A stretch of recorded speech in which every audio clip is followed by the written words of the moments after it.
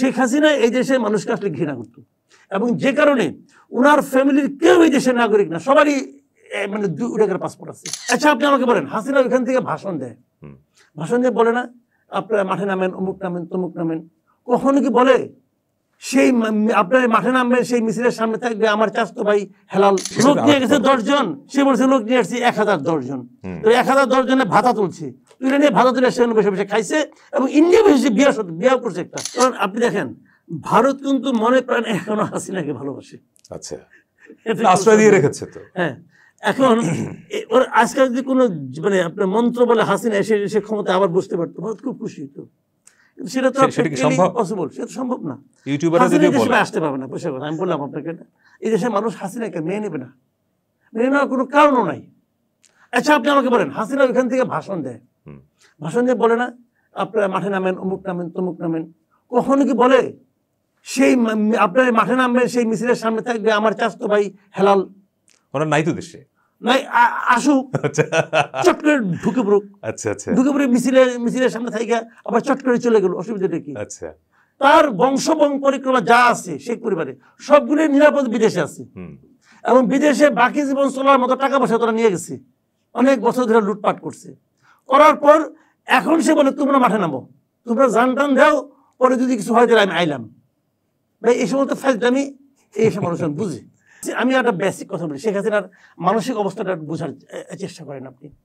আমার বিবেচনায় এই ভদ্র মহিলা এই দেশের মানুষকে ঘৃণা করতেন, এই দেশের মানুষকে উনি ঘৃণা করতেন, এই দেশের মানুষের উনি এই দেশের নিজেকে নাগরিক মনে করতেন না। কারণটাকে আমি আপনাকে একটা একদম টু দ্য পয়েন্টে বুঝাই বলি।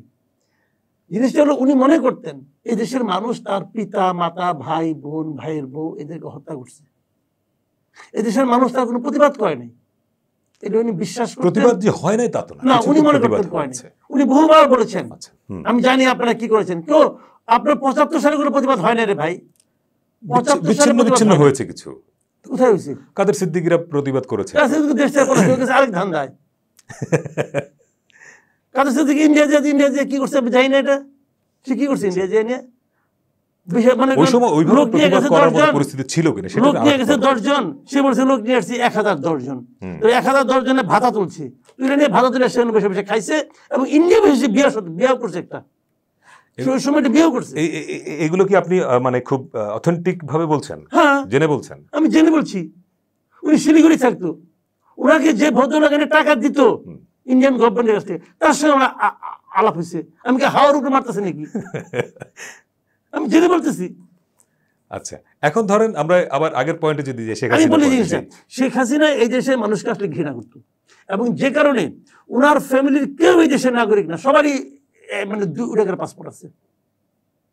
ওনার মানে ফ্যামিলির কেউ এই দেশে না থাকলে কোনো সমস্যা নাই। উনি যাদেরকে ফ্যামিলি মনে করেন, উনি বলতো আমার পরিবার হলো আমার বোন এবং আমার, খালি বোন আর উনি আর পরিবার না, ওনার চাচতো ভাই মামাতো ভাই যত ভাই আছে সবারই বিদেশের পাসপোর্ট আছে, এবং সবাই বিদেশে টাকা পাচার করছে, সবাই এখন বিদেশে অবস্থান করছে, এবং সবাই বিপুল পরিমাণ টাকা নিছে, মানে প্রতিযোগিতা করে নিছে। সেখানে সব জানতো, সবাইকে নিতে দিয়েছে, সবাইকে নিতে দিয়েছেন উনি। তো নিতে দিয়ে উনি কি করছে টাকা দিয়ে? আর তারা এই দেশে এই দেশকে ভালোবাসে আসে নাই, তারা এই দেশকে লুটপাট করতে আসছে, এবং কিছু লোককে আফিম খাওয়াই রাখছে। ওই আফিম যারা খাইছে তারা এখনো মনে করে সেই তাদের উদ্ধার করতে হবে, সে কি উদ্ধার করতে হবে, সে এই দেশে পা ফেলতে পারবে না। ক্লিয়ার? পারবে না বিভিন্ন কারণে। 1 নম্বর দেশে মানুষটাকে চায় না, 2 নম্বর হলো ওনার বয়স হয়েছে।